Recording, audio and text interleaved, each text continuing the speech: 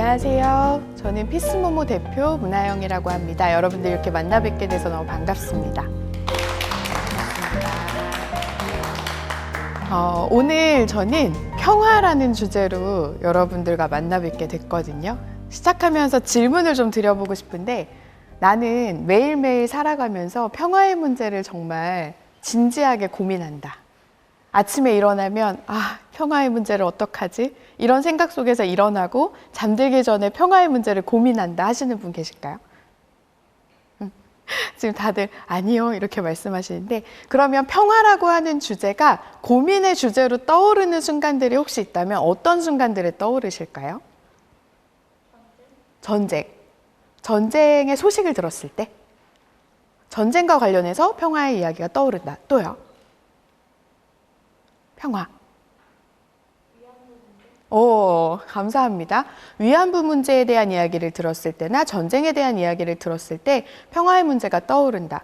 그쵸? 일상생활에서 사실 평화의 문제를 막 고민하는 일이 많지는 않은 것 같아요. 평화가 없는 상황들을 접하게 됐을 때, 아니 왜 평화가 없지? 왜 저 사람들은 평화롭지 않지? 라고 하면서 평화의 문제를 생각하게 되죠. 오늘 저는 왜 평화의 문제를 일상에서 생각하기 힘들까? 그 평화라고 하는 것을 전쟁이랑 연결해서 생각할 수는 있는데, 사실 내 문제로 생각하기는 좀 어려운 부분들이 굉장히 많잖아요. 저도 그렇거든요. 그래서 이 부분에 대한 이야기를 좀 나눠보고 싶고요. 그리고 같이 살아가면서 어떻게 하면 서로 평화에 대해서 배우는 삶을 살 수 있을까? 이게 저의 좀 고민이어서 그 이야기를 나눠보려고 합니다. 제가 피스모모 대표라고 소개를 드렸는데요. 이 피스모모라는 단체는 2012년에 제가 창립을 한 단체예요. 그래서 창립할 때 이 모모라는 이름에 두 가지 의미를 넣었어요. 이걸 퀴즈로 내면 너무하겠죠. 이 모모라는 이름에 제가 어떤 의미를 넣었냐면, 첫 번째로는 모두가 모두로부터 배운다. 학교에서나 대학에서도 마찬가지고요. 교수가 있고 학생이 있잖아요. 물론 학생이면서 연구자들도 계시지만 한국의 전통적인 교육, 이때까지 지금 많이 변하고 있기는 하지만 가르치는 사람과 배우는 사람이 너무 명료하게 나뉘어 있는 구도가 많은 거예요. 그래서 어떻게 하면 서로 배울 수 있을까를 고민하면서 모두가 모두로부터 배우는 것을 실현하는 것, 그걸 교육을 통해서 실현하는 것이 평화를 다루는 데 있어서 굉장히 핵심적이겠다, 이런 고민을 하게 됐어요. 그래서 모두가 모두로부터 배운다. 두 번째는 미하엘 엔데라는 독일 작가가 쓴 소설 모모의 의미를 담았거든요. 모모 혹시 읽어보신 분 계실까요? 네. 이 모모를 읽어보신 분들이 대부분이신데 여기 계신 분들 너무 훌륭하신 분들 같아요. 그 모모의 내용 혹시 기억나세요? 네, 모모가 했던 일 중에 기억나시는 거 좀 얘기해 주실 분 계세요? 주변 사람들의 이야기를 네. 잘 들어주는 일을 했던 감사합니다. 맞아요. 굉장히 정확하게 기억하고 계시는데, 미하엘 엔데의 소설의 주인공 모모가 했던 일 중에 정말 잘했던 게 사람들의 이야기를 엄청 잘 들어줬어요. 그 소설 읽어보신 분들 떠오르실지 모르겠는데, 미하엘 엔데가 뭐라고 기록하고 있냐면, 마을에서 고민 있는 사람이 생기잖아요. 누가 이렇게 고민이 있어요. 그러면 마을 사람들이 모모한테 한번 가보지 그래? 이렇게 얘기를 하는 거예요. 그럼 고민 있는 사람이 맞다, 모모가 있었지? 그리고 모모를 찾아가거든요. 모모를 찾아가서 자기 고민을 막 이야기해요. 근데 이야기를 하고 나서의 장면을 미하엘 엔데가 뭐라고 쓰고 있냐면, 선생님들 보통 고민 있는 사람이 나를 찾아와서 고민을 얘기하면 뭘 기대하고 오는 걸까요? 해결점, 고민을 해결해 주는 거, 그쵸? 그러면 해결의 기대를 가지고 온 사람을 마주하는 우리는 뭘 주고 싶을까요? 그쵸? 해답을 주고 싶죠. 그래서 많은 경우 한번 생각해 보세요. 누군가 우리를 찾아와서 고민 상담을 할 때 우리 마음이 좀 조급해지지 않나요? 고민을 듣는데 빨리 해답 줘야 될 것 같으니까 어쩔 때는 고민을 다 듣지도 않고 해답부터 나갈 때도 있어요. 근데 미하엘 엔데라고 하는 사람이 뭐라고 써놨냐면, 모모를 만나고 나가는 사람, 돌아가는 사람은 마음속에서 엄청나게 지혜로운 생각이 떠올랐대요. 누구든지 간에 고민을 안고 왔던 사람들이 모모랑 헤어지고 나갈 때 지혜가 마음속에서 막 떠올라서 떠난 거예요. 근데 그 뒤에 문장이 되게 중요해요. 모모는 아무 말도 하지 않았는데 말이다. 이렇게 써 있거든요. 오늘 저는 강의의 형태를 통해서 선생님들을 만나 뵙는데 말을 해야 되잖아요. 근데 그럴 때마다 약간 고민해요. 나의 말이 가지는 한계, 말로 다 담아낼 수 없는 것, 그리고 말보다는 누군가의 이야기를 깊게 들었을 때 거기서 만들어질 수 있는 어떤 위로, 들음에서 오는 어떤 치유, 이런 것들에 대해 생각하게 되거든요. 그래서 오늘 저의 말들이 얼마나 제가 담고 싶은 의미를 담아낼 수 있을지 자신은 없어요. 그렇지만 해보는 거죠. 그래서 미하일엔데는 모모는 아무 말도 하지 않았는데도 라고 하는 걸 강조해서 적어놔요. 이런 일도 있어요. 마을에서 어떤 사람이 카나리아를 키웠는데 노래를 안 하는 거예요. 카나리아가. 아무리 해도 울음소리를 내지 않아요. 어느 날부터. 그래서 울지 않는 카나리아를 데리고 모모한테 오거든요. 어떻게 됐을까요? 너무 뻔한 질문이에요. 모모한테 온 카나리아는 노래를 다시 하게 됐어요. 어떻게 하게 되었을까? 모모가 카나리아가 있는 곁에서 일주일이 넘는 시간 내내 귀를 기울였어요. 노래하라고 하지 않고.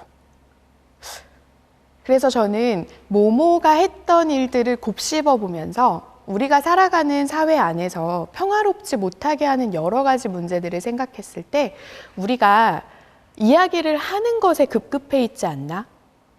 어떤 이야기를 하고 싶어서, 어떤 욕구가 있어서, 어떤 슬픔이나 불편함이 있어서 이런 이야기를 하는 것인지 들어보려고 하는 연습이나 그 시간이 너무 부족하지 않은가라는 생각을 하게 돼요. 모모 이야기의 마지막인데요. 모모가 사는 마을에 시간저축은행의 회색 신사들이라는 사람들이 어느 날 갑자기 나타나서 사람들마다 만나고 다니면서 이렇게 얘기를 합니다. 당신은 지금 시간을 낭비하고 있다. 이 바쁜 시간을 낭비하고 있으니까 낭비되는 시간을 지금 저축을 하시면 은퇴하신 다음에 시간에 이자를 쳐서 돌려드리겠습니다. 이렇게 얘기해요. 기억나세요? 그 사람들이 어떻게 했을까요? 맞아. 난 너무 시간을 낭비하고 있어. 이러면서 시간들을 막 저축을 하거든요. 어떤 시간부터 저축했을까요? 네, 노는 시간, 수다 떠는 시간, 자는 시간. 이런 시간들을 막 모아서 저축을 하고 나니까 마을 사람들에게 시간이 없어졌잖아요. 그래서 마을 사람들에게는 노동의 시간밖에 남지 않은 거예요. 그래서 모모를 찾아오던 고민 상담하러 오던 사람들이 다 사라졌어요. 고민을 상담할 시간이 없어요. 너무 바쁘게 일해야 되니까. 그래서 모모가 고민하다가 마지막에 했던 일이 뭐냐면요. 시간저축은행의 금고를 털어요. 금고를 털어서 빼앗긴 시간을 마을 사람들에게 돌려줍니다. 저는 이 지점에서 너무 감탄했거든요. 우리가 살아가고 있는 지금 현대사회에서의 삶에서 시간이라고 하는 것은 곧 자본처럼 받아들여지잖아요. 그리고 자본으로 환산되지 않는 시간 또는 자본을 소비하지 않는 시간이라고 하는 것이 과연 지금의 우리에게 있는가? 그래서 우리는 시간을 빼앗기고 있는 것 같다. 누구도 그걸 알고 있진 않는데 우리도 알게 모르게 시간저축은행에 우리 삶의 시간을 너무나 많이 저축해버린 거 아닐까? 그래서 주변을 돌아보고 또 서로를 돌볼 수 있는, 들어줄 수 있는, 귀 기울일 수 있는 시간을 너무 많이 뺏기고 있는 것 같다. 이런 생각을 하게 됐어요. 그래서 이 평화를 주제로 활동하는 저의 단체의 이름에 모모라는 의미를 넣게 된 거예요. 왜냐? 이 폭력적인 사회 속에서 우리가 다른 대안을 고민하고 사유하고 만들고 싶다라고 하면 반드시 떨어져 나와서 낯설게 보고 생각할 수 있는 시간을 확보해야 된다라는 생각이었어요. 그래서 야심차게 모모처럼 시간저축은행의 금고를 털겠다. 이런 마음을 가지고 시작을 했는데 열심히 하다 보니까 시간이 없어요. 이런 아이러니 속에 살고 있습니다. 아마 지금 여기 함께 하신 선생님들도 굉장히 바쁜 시간 중에 저랑 만나셨을 거예요. 폭력적인 사회에서 평화를 고민한다라고 하는 것은 우리가 우리의 시간을 어떻게 사용하고 있는가, 어떻게 쓰고 있는가, 여기에 대해서 고민하는 거랑 맞닿아 있지 않을까라는 생각을 해요. 그래서 시간에 대한 것도 평화를 고민하는 데 있어서 굉장히 중요한 부분이지 않을까 생각합니다. 질문을 또 한번 드려볼게요. 아까 평화를 아침부터 밤까지 막 고민하진 않고 전쟁이나 위안부의 문제 있을 때 떠오른다 이런 말씀 해주셨는데 이번에는 약간 이미지로 한번 생각해 볼까요? 평화의 상징이라고 얘기하거나 평화하면 딱 떠오르는 이미지 뭐가 있으실까요? 평화의 상징 그러면 뭐 떠오르세요? 비둘기. 어떤 비둘기요? 하얀 비둘기. 선생님 저랑 약속하지 않으셨죠? 맞아요. 평화하면은 대부분 하얀 비둘기를 생각하시더라고요. 그래서 제가 되게 궁금한 거예요. 평화를 주제로 많은 분들을 만나뵈면서 선생님 평화 뭐 생각나세요? 이렇게 여쭤보면 다 비둘기 얘기하시는 거예요. 그래서 아니 왜 도대체 비둘기가 평화의 상징이 되었을까? 너무 궁금하잖아요. 그래서 제가 포털 사이트, 큰 포털 사이트에 이미지 검색에 평화 또는 peace 이렇게 검색을 해봤더니 국문, 영문을 막론하고 이미지 검색에는 압도적으로 하얀 비둘기가 쫙 나옵니다. 그 비둘기는 어쩌다가 평화의 상징이 되었을까요? 제가 막 찾아봤거든요. 그랬더니 여러 가지 설이 있어요. 근데 그 중에 대표적인 게 두 가지 있어요. 소개해 드릴게요. 첫 번째는 전쟁이 났을 때, 아까 전쟁 말씀 주셨는데 전쟁 중에 서로 소식을 주고받아야 되잖아요. 근데 소식을 주고받을 때 사람이 뛰면 얼마나 위험해요? 그쵸? 1917이라는 샘 맨데스 감독 영화에 보면 내일 전쟁은 취소야. 그러니까 작전에 나가지 마라는 소식을 전하러 두 사람이 뛰어가다 한 사람이 죽거든요. 그러니까 그 위험 때문에 비둘기 다리에 소식을 묶어서 파발의 역할, 메신저의 역할을 준 거예요. 훈련받은 비둘기가. 그러다 보니까 전쟁이 끝났어. 우리 전쟁 끝났어라고 하는 소식을 가장 처음 전해줬던 새가 비둘기여서 평화의 상징이 됐다라고 하는 설이 있더라고요. 또 하나의 설은 종교랑 연결이 돼요. 뭐 떠오르세요? 종교랑 연결되는 비둘기. 기독교의 성경에서 창세기에 보면 대홍수의 재난이 소개되잖아요. 그쵸? 노아라고 하는 사람이 방주를 만들어서 모든 동물을 또 사람들을 태워서 이 홍수를 피하잖아요. 대홍수가 끝났나 안 끝났나 궁금하니까 배에서 새를 날려보내요. 그때 날려보낸 새가 비둘기인데요. 비둘기가 첫 번째 날아갔다가 소득 없이 돌아오고 두 번째 소득 없이 돌아오고 세 번째 갔다 올 때 이파리를 입에 물고 돌아옵니다. 그때 깨닫죠. 이제 홍수가 끝났고 묻이 드러나서 나무가 자라는구나. 홍수가 끝났구나. 재앙이 끝났구나. 그래서 재난이 끝났어라는 소식을 가져왔기 때문에 얘가 평화의 상징이 되었다. 이런 설이 있어요. 두 개 다 굉장히 고통스러운 시간이 끝났어라고 하는 소식을 들고 왔기 때문에 비둘기가 평화의 상징이 됐죠. 근데 여기서 저는 또 하나 질문이 드는 거예요. 일단 왜 비둘기가 평화의 상징인지는 해결이 됐어요. 그렇구나. 근데 두 번째, 좋아요. 비둘기가 평화의 상징인데 왜 하필이면 이렇게 하얀 비둘기일까요? 선생님들 일상에서 이런 비둘기 만나세요? 길 가다가 막 어머 눈부셔 이럴 만큼 하얀 비둘기 만나보신 분 여기 앉아 계신 선생님들께서 다 못 봤다고 하시거든요. 선생님들 일상에서 만나시는 비둘기는 어때요? 더러워요. 그쵸? 제일 먼저 떠오르는 이미지가 슬프게도 더러워요. 전 약간 꼬질꼬질해요. 이런 이제 표현을 쓰는데 우리가 일상에서 만나는 비둘기는 이렇게 순백색의 비둘기가 아니거든요. 꼬질꼬질한 비둘기거든요. 평화의 상징이 꼬질꼬질한 비둘기, 일상에서 만나는 비둘기가 아니라 순백색의 하얀 비둘기, 일상에서 정말 만나기 힘든 비둘기로 표상되는 건 왜 그럴까? 평화가 아마 너무 귀해서 그러겠죠? 평화라고 하는 것을 정말 우리가 경험하기 너무 어려워서 이 세상 속에서 전쟁이 그치는 일이 없잖아요. 아마 그래서 그렇게 하지 않았을까? 이런 생각도 드는데 부수적인 효과도 있는 것 같아요. 하얀색 하면 떠오르는 가치들, 연결돼서 떠오르는 어떤 이미지들 뭐가 있으세요? 흰색. 신성함. 고맙습니다. 하얀색은 뭔가 종교 행사, 의례 같은 데서 성스러움, 신성함을 표현하기 위해서 하얀색을 많이 사용하죠. 또요? 그쵸. 순결함. 순결함이 대표적으로 사용되는, 흰색이 대표적으로 사용되는 이제 통과 의례라는 말은 적합하지 않은 것 같아요. 통과 안 하는 경우가 많아요. 결혼은 이제 선택이 많이 되었으니까. 근데 결혼식에서 하얀색이 중요하게 사용되죠. 또 제사 지낼 때도 흰색이 중요하게 장례에서도 사용되고요. 근데 저는 결혼이라고 했을 때는 약간 흰색이 평등하지 않게 사용된다는 생각을 좀 해요. 그쵸? 결혼식에서 하얀색은 주로 누구한테 사용되죠? 신부. 신부가 순결하다라는 것을 상징하기 위해서 하얀색 드레스를 입거든요. 그래서 어떤 면에서는 이 평화를 상징하는 하얀색이 젠더적으로는 되게 불평등한 색깔인 경우도 있어요. 일상에서 만나기 힘들고 또 하나 질문. 오늘 하얀색 티셔츠 입으신 분 2분 계신데요. 선생님들 하얀 티셔츠 입고 집에 딱 도착하셔서 옷을 갈아입어요. 다음날 아침 어머 티셔츠가 너무 눈부시게 하얗네. 오늘 또 입어야지 하실 수 있어요? 흰 티는 그거 되게 어렵거든요. 그러니까 일상에서 순백색을 만나기도 어렵고 지키기도 어려워요. 신성함을 주고 순결해야 될 것 같은 부수적인 효과가 있죠. 그래서 저는 순백색의 비둘기가 평화의 상징일 때 오는 의도하지 않은 효과는 우리가 평화를 일상의 문제로 생각하기 어렵게 만든다라고 하는 게 있는 것 같아요. 평화 되게 중요한데 평화하면 왠지 하얀 비둘기가 생각나고 하얀 비둘기가 눈부셔요. 그러니까 이 생에서는 어렵고 뭔가 다음 세상에서 있거나 또는 이루어지면 좋겠지만 이루어질 수 없는 이상적인 목표라고 생각하게 되는 효과가 있는 거죠. 거리를 만들어버리는.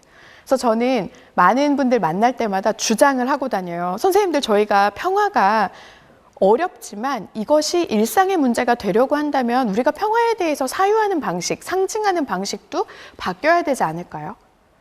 신성하고 순결하고 순수하고 완벽한 흰색이 아니라 그냥 우리가 일상에서 만나는 비둘기들처럼 만약에 우리가 평화의 상징을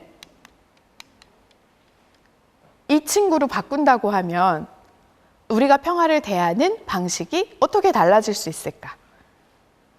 길에 가다가 더러운 비둘기를 딱 만났을 때 더러워, 피하고 싶다라는 마음이 들 수도 있지만 딱 만났을 때 더럽긴 한데 평화의 상징님 이렇게 생각하게 됐을 때 일상에서 비둘기와 부딪히는 것만큼 우리가 평화를 고민할 수 있게 되지 않을까 하는 생각이 저는 있어요.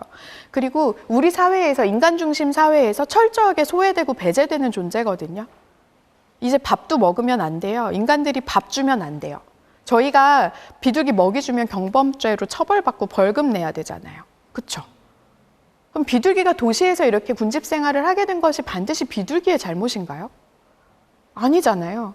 그래서 저는 평화라고 하는 것이 어디를 향하나 신성함이나 저 높은 곳을 바라보는 평화가 아니라 우리 사회에서 천대받고 홀대받고 배제되고 있고 어떤 면에서는 굉장히 핍박받고 있는 이 비둘기, 일상의 비둘기와 같은 정말 어려움에 처해 있고 지금 무언가 우리가 잘 관심을 가지지 않으려고 하는 그 지점에 초점을 맞출 때 평화라고 하는 것은 오히려 실현 가능하다라는 생각을 하게 돼요. 그래서 기억해 주시면 좋겠어요. 이렇게 아름다운 순백색의 비둘기가 상징으로 쓰기엔 훨씬 매력적이지만 저는 우리가 일상에서 마주치는 비둘기를 평화의 상징으로 호명하면 평화에 대한 우리의 이야기들이 조금 더 달라질 수 있지 않을까 이런 생각을 합니다. 오늘 저를 만나신 분들은 이제부터 비둘기 만나시면 조금 따뜻한 눈길로 바라봐 주세요. 그래서 일상에서 평화를 사유한다는 것은 어떻게 보면 되게 불편해지는 순간을 외면하지 않으려고 하는 일인 것 같아요. 이 더럽게 느껴지는 비둘기가 내 앞에 왔을 때 피해갈 수도 있지만 잠깐 그 순간의 그 불편함과 나를 멈칫멈칫하게 하는 순간을 기꺼워하면서 한번 잠깐 멈춰서 생각할 시간을 확보하는 거죠. 왜 불편하지? 나 왜 저 선생님 말하는 게 불편하지? 나는 왜 내 동료가 이렇게 하는 게 불편할까? 내 마음속에 이 불편함이 왜 일어날까? 또는 누군가 어떤 피켓을 들고 열심히 무슨 목소리를 내고 있어요. 저 사람은 왜 저렇게 매일 나와서 서서 저런 얘기를 할까? 지나쳐버리지 않고 한번 멈추어서 목소리를 들어보는 거. 일상에서 평화를 사유한다는 건 불편함을 기꺼이 마주하는 일이 아닌가라는 생각을 합니다. 이 평화라고 하는 것을 조금 더 세밀하게 소개해드려보고 싶은데요. 혹시 평화학이라는 분야를 들어보신 적이 있으실까요? 평화학. 들어보신 분도 계시고 처음 듣는 분도 계신데요. 저도 처음 접했을 때 너무 생소했어요. 아니 평화에 무슨 학이부터 너무 이상하다. 그죠? 그럼 전쟁학도 있나? 있어요. 전쟁학도 있고 평화학도 있어요. 전쟁학은 사실 역사가 되게 오래됐고 평화학의 역사는 1960년대부터 좀 활발해졌다 이렇게 이야기할 수 있을 것 같은데 이 평화학이라는 분야는 평화를 말 그대로 연구하는 분야예요. 이 평화학의 영역 안에서 어떤 평화학자, 요한 갈퉁이라는 평화학자가 평화 개념과 폭력의 개념을 정의를 했어요. 그래서 이분이 정리한 개념이 굉장히 적확한 표현이어서 그 이후에 굉장히 많이 사용되고 있거든요. 제가 지금 그걸 소개해드리려고 하는 거예요. 이분은 평화라고 하는 것을 두 가지로 구분했어요. 소극적인 평화랑 적극적인 평화. 소극적 평화와 적극적인 평화로 나누면서 폭력은 세 가지로 구분을 했거든요. 직접적인 폭력, 간접적인 폭력, 그리고 문화적인 폭력. 직접적인 폭력이라고 하면 딱 들었을 때 어떤 느낌 드세요? 오, 그쵸. 지금 몸으로 표현 딱 해주셨는데 맞아요. 직접적인 폭력이 일어나는 거예요. 물리적인 폭력. 두 사람 사이에 몸으로 오가는 폭행의 문제일 수도 있고요. 집단 간의 어떤 전쟁의 문제일 수도 있고 물리적인 폭력이 발생하는 걸 직접적인 폭력이라고 얘기합니다. 그러면 간접적 폭력은 뭘까요? 직접적인 폭력은 아니에요. 그쵸? 근데 폭력이에요. 간접적 폭력과 직접적 폭력의 가장 구분되는 지점, 특성은 뭐냐면 직접적 폭력은 가시적이라는 것이고 간접적 폭력은 비가시화되어 있다는 거예요. 그래서 비가시화되어 있는 이 간접적 폭력의 또 다른 이름은 구조적 폭력입니다. 영어로는 밑에 direct violence, 그다음에 indirect violence하고 structural violence라고 추가해놨죠. 구조적으로 짜여져 있는 폭력이기 때문에 눈에 잘 안 보이는데 누군가는 계속해서 그 폭력으로 인한 피해를 입고 있는 거. 어떤 거 떠오르세요? 구조적 폭력, 간접적 폭력. 그렇죠. 공권력이 잘못 사용되었을 때 국가폭력의 문제들, 피해자가 드러나기 굉장히 어렵죠. 또 뭐 있을까요? 인종차별의 문제, 경제적 불평등의 문제, 학벌에 따른 차별, 성차별, 여러 가지 것들이 있죠. 그래서 이 가시화되지 않은 폭력의 문제들을 간접적 폭력이라고 이야기합니다. 그럼 문화적 폭력은 무엇일까요? 말 그대로 직관적으로 문화랑 폭력이 연결된 것 같아요. 그렇죠? 이 문화적 폭력이라고 하는 것은 비가시화되어 있는 영역이랑 마찬가지로 일상에 굉장히 많이 스며들어와 있는 것들을 이야기해요. 말하자면 사회 안에서 어떤 메시지가 주로 발신되고 그 사회에 함께 살아가는 구성원들이 주로 어떤 메시지를 수신하는가. 종교를 통해서, 교육을 통해서 생산되는 메시지들. 이러한 것들을 문화적 폭력이라고 이야기를 합니다. 말하자면 한 사람의 가치관이나 신념, 이념을 형성하는 것들을 말하게 되는데요. 이런 관계망이 있을 것 같아요. 이 문화적 폭력이라고 하는 것은 사회 속에서 무엇이 정당하다, 무엇이 좋다라는 메시지가 계속 발신됩니다. 우리는 알아차리지 못하는 사이에 그 문화적인 메시지들을 받게 되죠. 그러면서 익숙해져요. 익숙해지다 보니까 잘 눈에 안 보이는 구조화된 폭력들을 당연하게 받아들이는 거예요. 이게 왜 인종차별이야? 이거 인종차별 아니야. 최근에 있었던 한국 사회의 여러 논쟁들, 한 고등학교 학생들이 관짝소년단이라고 하는 그것을 패러디했는데 여기에 대해서 샘 오칠이라고 하는 분이 인종차별입니다라고 목소리를 냈거든요. 근데 목소리를 냈을 때 이게 왜 인종차별이야? 당사자들이 괜찮다고 하는데 그리고 넌 한국에 와서 이런 수혜를 받은 사람이 그런 목소리 내면 어떡하니? 배은망덕하다. 그래서 결국 이분이 어떤 방송에서 하차하셨죠. 어떻게 생각하실까요? 여기에 대한 입장들은 서로 다를 수 있어요. 근데 한번 낯설게 볼 필요가 있죠. 인종차별이 정말 아닐까? 얼굴에 검은색을 칠하는 행위가 그냥 다양함을 표현하는 일종의 퍼포먼스로만 받아들여져도 괜찮은 게 맞을까? 그래서 문화적 폭력을 스며들어 있는 상태로 구조적 폭력을 봤을 때 알아차리기 힘들어서 구조적 폭력을 그냥 당연하게 생각하고 정당화해버려요. 그러다 보니까 직접적으로 일어난 폭력에 대해서 그냥 용인하게 되는 거죠. 우리의 문법이 이미 폭력에 의해 너무 익숙해져 있기 때문에. 그래서 평화의 문제를 일상에서 사유한다는 것은 익숙한 것에 대해서 이게 진짜 맞아? 이거 괜찮은가? 라는 질문을 던지는 것과 밀접하게 연결되어 있다. 그래서 문화적 폭력과 구조적 폭력, 직접적 폭력은 서로 굉장히 얽혀 있다라는 이야기를 드릴 수 있을 것 같아요. 그러면 평화라고 하는 건 대체 무엇일까? 요한 갈퉁은 소극적 평화와 적극적 평화 두 가지를 구분해서 이야기했다고 말씀드렸잖아요. 그럼 소극적 평화라고 하는 것은 말 그대로 소극적이에요. 직접적인 폭력만 없으면 평화롭다. 전쟁이 없으면 평화롭다라고 하는 거죠. 그럼 적극적인 평화는 뭘까요? 구조적인 폭력도 없어야 평화다. 이 문화적인 폭력의 문제도 우리가 이야기할 수 있어야 평화다. 훨씬 더 적극적으로 평화를 사유하는 게 적극적 평화입니다. 그래서 소극적 평화와 적극적 평화에 또 다른 별명이 있거든요. 그 별명은 저랑 같이 활동하시는 한 선생님이 지어주신 별명이에요. 소극적 평화가 영어로는 네거티브 피스고 적극적 평화가 포지티브 피스인데요. 이 네거티브와 포지티브의 영어 의미 속에 소극적, 적극적도 있지만 전 영어 외울 때 이거 하나만 외웠어요. 네거티브, 소극적, 포지티브, 적극적. 그래서 나중에 너무 충격받았는데 네거티브에 빼기의 의미가 있대요. 포지티브에는 플러스의 의미도 있대요. 여기서 계신 선생님들은 다들 난 알고 있었는데 이런 표정이시네요. 저만 몰랐던 것 같아요.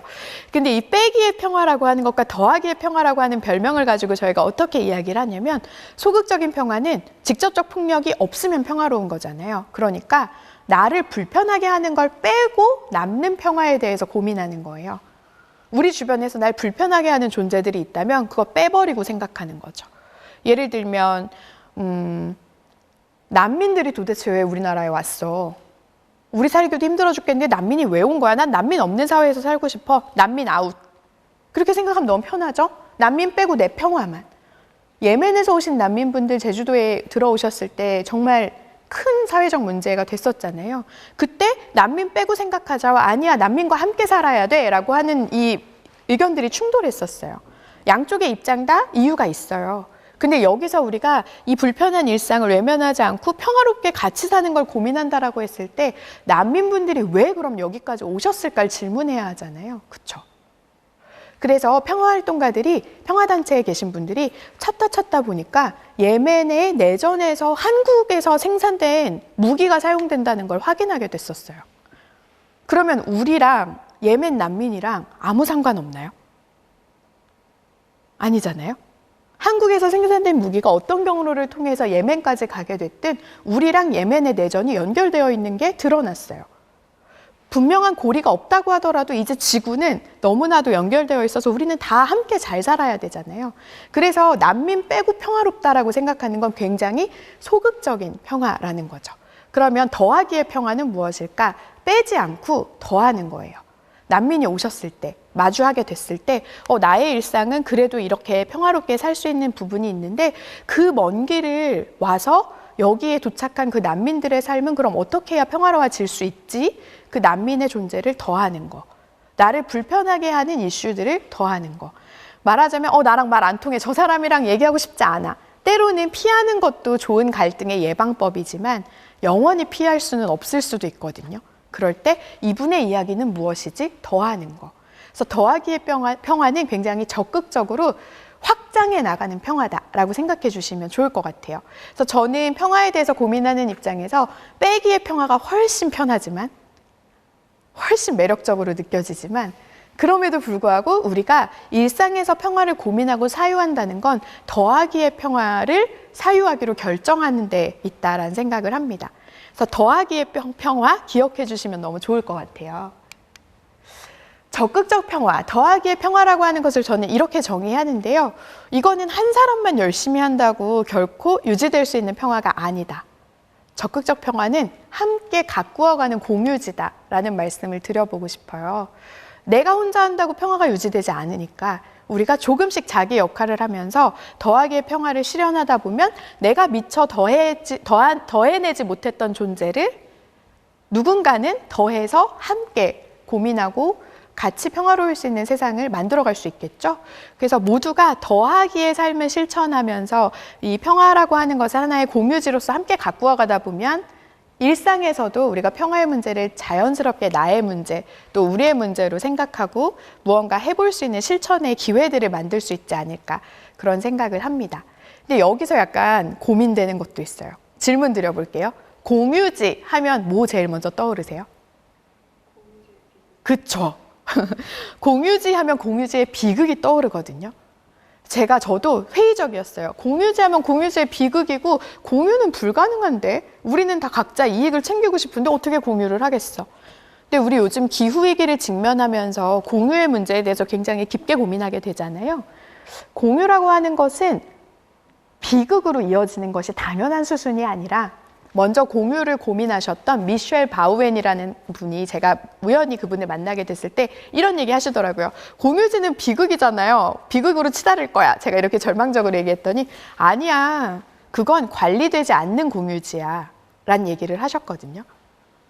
관리되는 공유지는 유지될 수 있다. 그 관리의 주체가 시민이 되고 우리가 서로 함께 관리할 수 있는 시스템과 약속을 만들 수 있다. 사회적 합의를 만들 수 있다고 하면 공유지는 지속 가능해 라는 얘기를 해주셨어요. 암기식 교육의 폐해죠. 공유지의 비극만 너무 외운 거예요. 저 역시도. 그래서 우리 함께 가꾸는 공유지에 대한 상상력을 좀 풍성하게 해보면 좋겠다. 나의 일상을 공유지로 생각하고 그 공유지를 공유하는 사람, 또 사람이 아닌 다양한 지구 위의 존재들과 내가 함께 쓰고 있다. 함께 평화로울 수 있는 것에 대해서 일상에서 사유하는 것. 함께 고민해 주시면 참 좋을 것 같습니다. 그래서 평화라고 하는 것이 특정한 누군가에게 소유되지 않았다는 것, 평화는 모두의 것이라고 하는 것을 기억해 주시면 좋겠고, 나의 평화만 옳고 당신의 평화는 틀리다 라고 말하기 전에 왜 그 사람이 이런 평화를 자신의 평화로 상상하게 되었을지 그 맥락을 헤아려 보는 것, 각자의 고유한 이야기에 귀 기울여 보는 것, 모모처럼 생각해 주시면 좋을 것 같아요. 저의 마지막 이야기가 될 텐데요. 평화는 모두의 것이라고 했을 때 잘못하면 모두를 칭하기 때문에 누구도 칭하지 않는 상황이 생길 수도 있는 것 같거든요. 그래서 평화를 누구의 것이다 라고 찍어서 호명하면서 그 호명되는 주체들을 더해 나가는 것. 그래서 정말 평화가 모두의 것이 될 수 있도록 이 평화가 누구의 것인지 질문하고 불편한 순간들을 외면하지 않는 것. 그 방법이 이 바쁜 생활 속에서 우리가 평화를 나의 문제로 또 일상의 문제로 사유할 수 있는 방법이지 않을까 생각합니다. 그래서 오늘 저는 평화는 꼬질꼬질한 비둘기의 것이라는 이름으로 이 시간을 마무리해보고 싶어요. 멀게 느껴지는 평화지만 우리가 고민하다 보면 어느 순간 내 삶이 평화의 문제와 굉장히 밀접하게 연결되어 있다는 것들을 마주하게 되지 않을까 생각하고요.